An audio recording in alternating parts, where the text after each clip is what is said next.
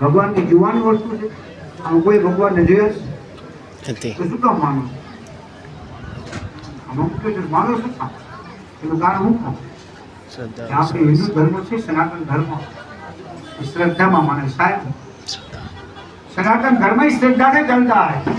इसलिए हमने भगवान को देखा नहीं अभी मानते हैं और व्यक्ति का कान पकड़ा के हाँ खिला दो मैं. हम कोई पर व्यक्ति कोई शनिवार रहता हो, कोई मंगलवार रहता हो, कोई गुरुवार रहता हो, कोई एकादशी रहता हो, આપણે શનિવાર છે શનિવાર નું કઈ કાનમાં અંદર મંદિર આ નારિયેળ તો વધારે. આ ભાઈ નામ ભાઈ શું નામ તમારું? કમલેશ. આ કમલેશભાઈ નારિયેળ વધારે હનુમાન દાદાને નહીં ધનવાન દાદા કે નારિયેળ અગરબત્તી ચડાવ્યા બધાને પ્રસાદ આપ્યો. હનુમાનજી નારિયેળ ખાધું નથી. અરે સાહેબ તમારામાં શ્રદ્ધા છે ને ભગવાને ખાધું છે ત્યાં આપણે જીતી ગયા. એટલે યાદ રાખજો, વિશ્વાસ કરવો નગરતા બધી જગ્યાએ ભગવાન છે, આપણામાં વિશ્વાસ હોવો જોઈએ. વિશ્વાસ આપણામાં હોવો જોઈએ સાહેબ. એટલે ભગવાન આપણે કહે છે ને હું તમારા ભક્તની આશીષ છું. આપણે જ્યાં જ્યાં જાય છે ને કે આપણો નોકર થઈને મારો વાળો આપણી પાછળ આવે છે, આપણે ધ્યાન રાખવા આવે છે, પણ આપણે છતાં શું કામ આપણે આપણું કામ થઈ જાય ને ભગવાન ભૂગી જાય એટલે પછી ઠોકર લાગને ઠાકોરજી સાંભળે એમ નહીં. ભગવાન આગળ વ્યવહાર રાખો, સંબંધ રાખજો. ભગવાન આગળ ઓળખાણની જ કિંમત છે. આ સતયુગથી આવેલું આવે છે, સતયુગથી આવેલું આવે છે. આટલા કોઈ આપણે ડોક્ટરને મળવા જવું હોય તો મારું નામ દઈએ, મારું નામ દઈએ એટલે લાઈનમાં લેવું પડે. કોઈ વકીલને મારું નામ દઈએ ને ત્યાં ઓળખાણ થાય તો દ્વારકા નાટક ઓળખાણ ન ચાલે. એને આપણે કરવું શું પડે? તમારે क्या करना चाहिए? रोज साधना सामड़ो, रोज शाम को सूर्यास्त के बाद, वो तो हर प्रांत में होता है, इसमें भाजपा कांग्रेस नहीं होता है, इसमें हर प्रांत से ऐसी कोई बात सोचना भी नहीं, हर प्रांत में होता है. शाम को सूर्यास्त के बाद घर में रुक्मणी पत्र का पाठ करो. आपके परिवार में जो भी प्रॉब्लम है, नौकरी का, व्यापार का, बिजनेस का, धंधा रोजगार का, घर परिवार में अशांति, कुटुंब कलेश, कोई लड़का लड़की का, भाई बहन का एडमिशन का टेंशन, किसी की सगाई नहीं होती, शादी इसके टेंशन, घर में कोई छोटी मोटी बीमारी से न्यू टेंशन, तो सारा काम द्वारकाधीश की कृपा से पार हो जाएगा. ये रुक्मणी पत्र का पावर है. रुक्मणी माता जी का ये लेटर हमारे हिंदू धर्म के पवित्र ग्रंथ श्रीमद् भागवत में दिया है. रुक्मणी माँ के मंदिर पे है. यहाँ से उतरोगे नहीं, पानी का प्याव की बगल से मिलेगा, वहाँ से लेना है और किसी को देना है तो भी ले जाना. वाटवानो दिया है इसमें खुशी. भगवान और रुक्मणी माता दुर्वासा ऋषि के आश्रम पे गए, हाथ जोड़ के बोले कि महाराज आप हमारे घर भोजन के लिए पधारो. तब दुर्वासा ऋषि ने कहा कि रथ में से घोड़े को निकाल दो, घोड़ा काटे नाको, पति पत्नी दोनों रथ को खींचते ले जाओ, मैं आपके घर चलूंगा. एक साइड में भगवान, एक साइड में रुक्मणी माता, पति पत्नी दोनों घोड़े की जगह रथ को खींचते. रास्ता में माता जी थाकी गया. रास्ते में रुक्मणी माता को पानी की प्यास लगी. भगवान से बोले कि मेरा गला सूखता है, आप पानी पिलाइए. तरस लागी से पानी पीनो.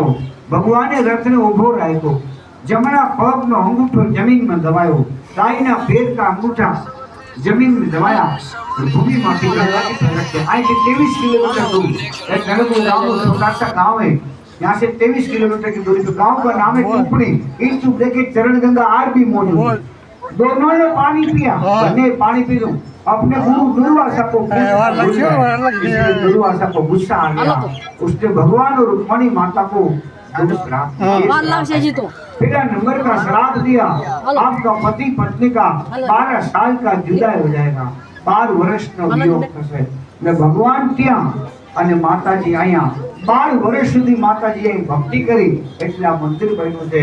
12 साल भक्ति किया, इसलिए मंदिर का अलग निर्माण हुआ. मगर गुजराती लोगों में आवाज को खाली गुजराती लोगों माटे बोलूं छूं, दूसरे प्रांत वाला इसमें कोई ध्यान नहीं देना, कोई नुकसान नहीं होगा. गुजराती लोगों में कोके भी अफवाह फैलावे छे कि रुक्मणी माँ ने वांधो पड़ो, माता रीसाई नहीं बेही गया. મને ઘણા પૂછતાઓ સાંભળો, કોઈને નથી કહેતો, જનરલ બોલો એટલે કોઈ ટોપી ન પહેરે.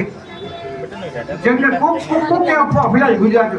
आई पूछे मैंने गुजराती, मैंने 22 वर्ष नौकरी करता था भाई, मैंने गुजराती पूछता बस શું વાંધો હતો, કેમ રિસાઈ ગયા. એ ઘટના સાથે આ મંદિરને કાંઈ લેવા દેવા નહીં સાહેબ. હું તો વિનંતી કરું છું એ અફવાઓથી દૂર રહેજો. જે રિસાઈ ગયા છે એ તુલસી શ્યામમાં છે. હાથમાં લોકનો પીંડો લઈને ડુંગર માથે માતાજી બેઠા છે. ઘટના ત્યાં બનેલી છે. અહીં કઈ વાંધો પડ્યો નથી. હું તો તમને બધાને અધિક માસમાં કહું છું, આખા પરિવારને, આ બધું પરિવાર કહેવાય આપણો, કે ક્યારેય કોઈ કુટુંબમાં પરિવારમાં ક્યાંય વાંધો પડ્યો હોય ને સાહેબ, વાંધો પડ્યો હોય તો સમાધાન કરી દીધો. શું કામ? કે ખેંચ જે વાંધો આવશે ને એ સમાધાનથી વાંધો નહીં આવે. સમાધાન કરી નાખો ને તો જય દ્વારકાધીશ. ઘીના ઠામમાં ઘી પડી જાય ને એ પરિવારમાં ભગવાનની કૃપા જ રહે. કોઈ જતું કરવું, કોઈ ભાઈ ન બોલતા હોય, કોઈ મિત્ર ન બોલતા, કોઈ સાસુઓ ન બોલે, કોઈ દેરાણી જેઠાણી ન બોલતા હોય, કોઈ બેન ન બોલતા, આ તો કોઈ કશું જ નહીં. ફિર ભી હું બોલ लिया तो ये वांधो न पड़ाजो. एकता को पकड़ लेना. करवो तो मत बनो, फेविकोल बनो, परिवार ने जोड़ी नाखजो. તમારી માથે ભગવાનની કૃપા રહેશે. એનું કારણ છે કે લોહીના નહીં, કોઈના નહીં. પછી ભાઈ ભેગા હોય ને એ આપણા કહેવાય. બાકી તો વાતનું કરવાનું વહી જાય તો ખરે અમે આપણો ભાઈ ઉપર હું બેઠો ગુંજાતો નહીં.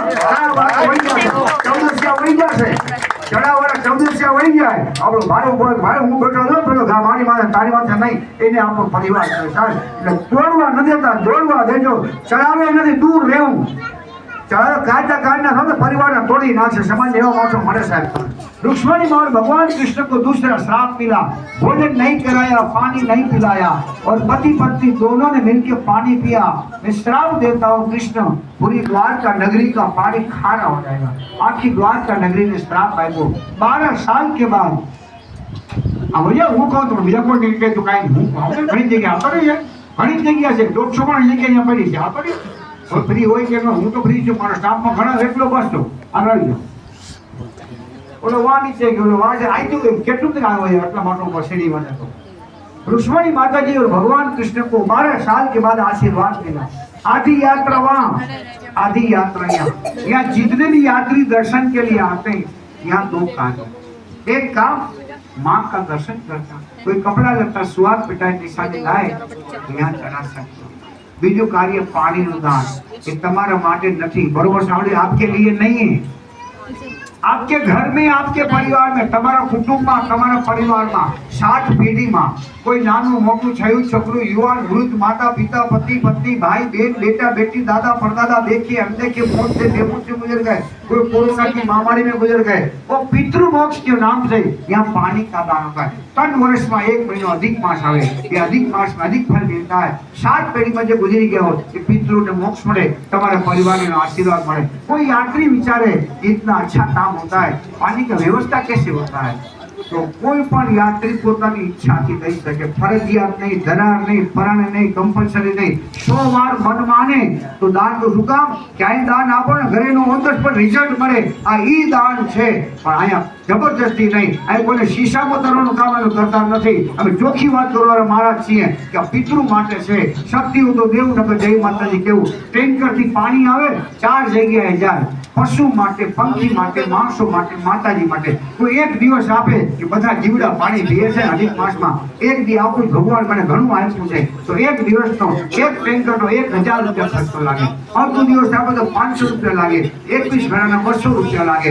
માતાઓ બહેનોના પિયરના નામથી પણ આપી શકે. ઈચ્છા હોય તો દર્શન કરી અંદર કાઉન્ટરમાં ભેટ અપાય. ઈચ્છા ન હોય તો હાથ જોડાય. કોઈ વસ્તુ ઘણા યાત્રિકો એવા પણ છે આપવું છે કેસ કરી સ્કેનર છે ત્યાં પણ આપી શકાશે. શાંતિથી આવજો, ધક્કા ન મારજો, પ્રેમથી દર્શન કરજો ને ભગવાને શક્તિ આપી હોય તો તમારી 7 પેઢી પેટ્રોલ તારવા માટે પાણીનું દાન કરજો. એકવાર દેવાનું, જીવનભરનો આશીર્વાદ લેવાનો. પૈસા માટે હું આપતો સોચના. બોલો રૂકમણી માતા કી જય. આવજો.